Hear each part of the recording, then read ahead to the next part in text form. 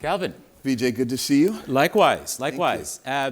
So we are here at a very propitious moment, at a propitious gathering. We are entering an age of energy abundance, I am informed, by the powers that be. And yet, here we are in the security track of this three-day jamboree, talking with, we have the pleasure of having here the CEO of the largest utility in America by customer base. So, Calvin, welcome to the stage. Thank you. What does it mean to think about security? Again, a lot of defense-oriented thinking now, but we are entering an age with increased awareness, increased concern, but also increased investment, and maybe even some rethinking of how we define security from the energy perspective. How are you preparing for the security challenges that the electric power sector has? So, Vijay, I think you've captured the nuances that involve it, because depending on who you speak with, they will define energy security a different way. And it all matters about where you sit. So let me just, from an industry perspective, I will tell you how we frame it. First thing you think about when you think of security, you think either physical or cyber security and the attacks on the grid. The grid is considered critical infrastructure. So therefore, we know that nation states send terrorists and so forth. When you go into any type of conflict, the first thing you want to do is to attack the grid to create chaos. So that's always our first priority, a safe and reliable and secure grid.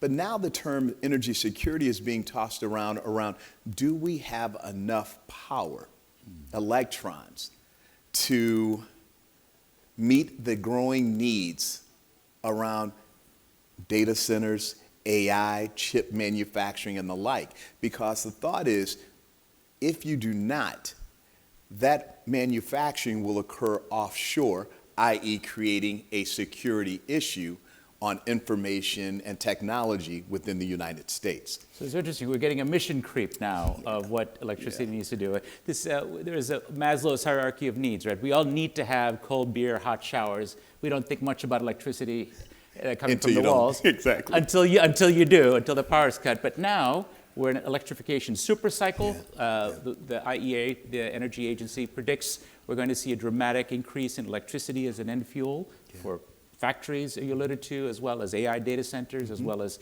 various other, ultimately for electric vehicles around the world. Yes. So how do you get ready for this in terms of the grid infrastructure providing the backbone to this? Well, I think in terms of, for those who know the energy sector, the combined investor-owned utilities in the United States will invest over $200 billion in infrastructure capital this year alone to get it done. And you think of my company, of Exelon, we will invest over the next 4 years $38 billion.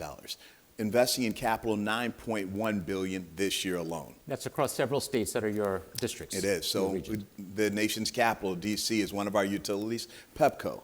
And our largest utility being in Illinois, Commonwealth Edison, PECO in Philadelphia, Baltimore, Maryland, Atlantic City, and Delaware. So you take that platform, and by the way, you know you can't have hot showers without electricity. So just saying. No, that's why I brought it up. But just to drill down a little bit on that number, just to clarify for our audience, you don't own power plants, right? You're a distribution utility, you're connected to the end user, you're very sensitive to their needs, to pricing. And so when you talk about $38 billion in CapEx, that's an awful lot of money. It is. A significant share of the total U.S. investment base.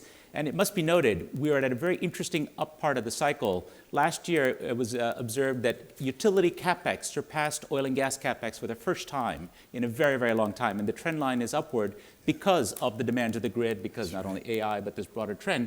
How are you going to pay for this?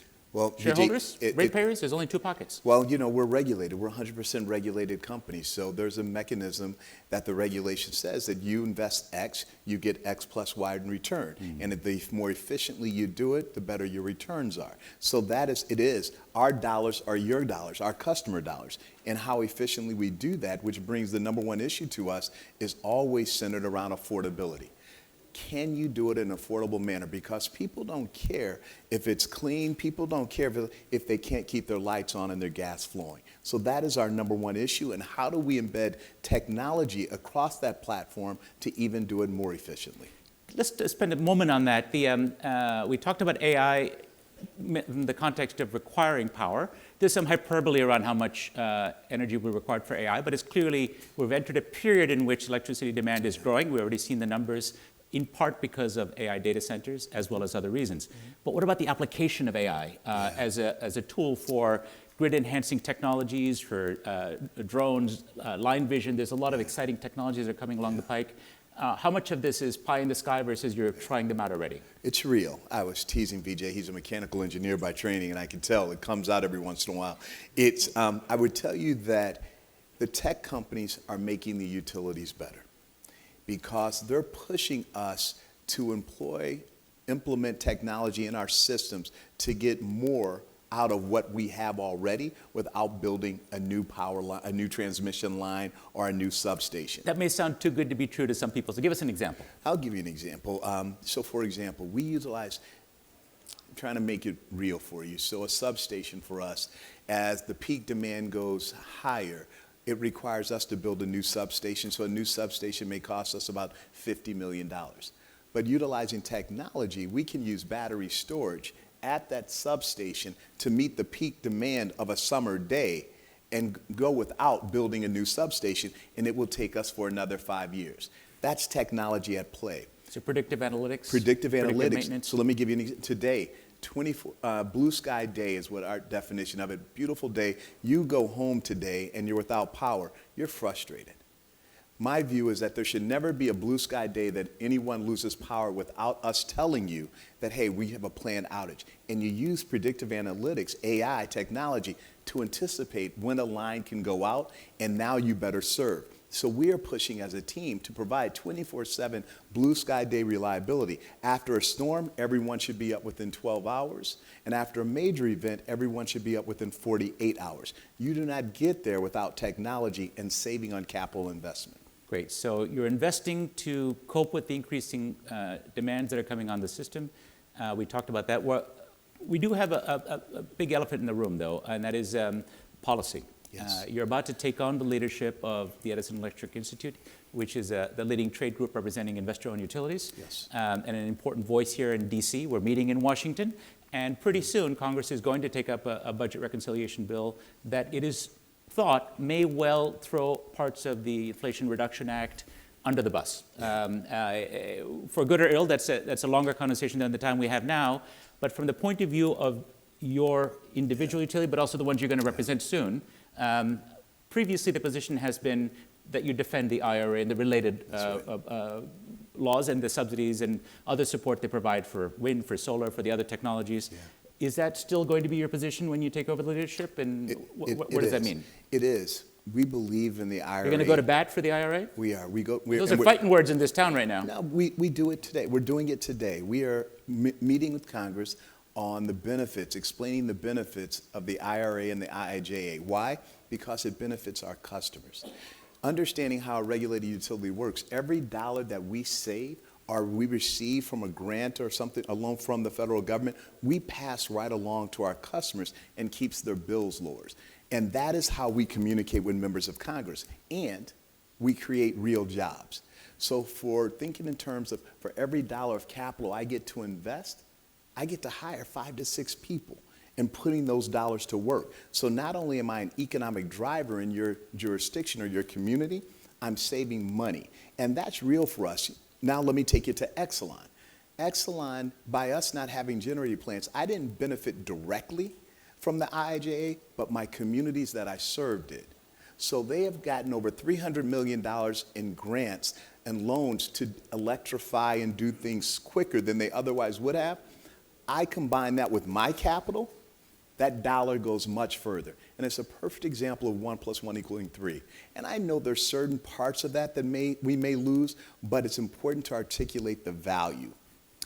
And what kind of reception do you get when you make this argument behind closed doors? Are you depends on where showing the door, or it depends on where you sit. Yeah. It really does. And I think members are saying, okay, these are real jobs in my communities, and I see the benefit. And that's how all politics is local. Mm. So connected back home to share the value and understand what we're doing.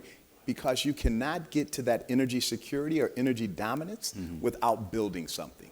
And how do you do it in an affordable manner is how we're approaching it. I'm glad you talked about building, because I've long held that our country has gone bananas.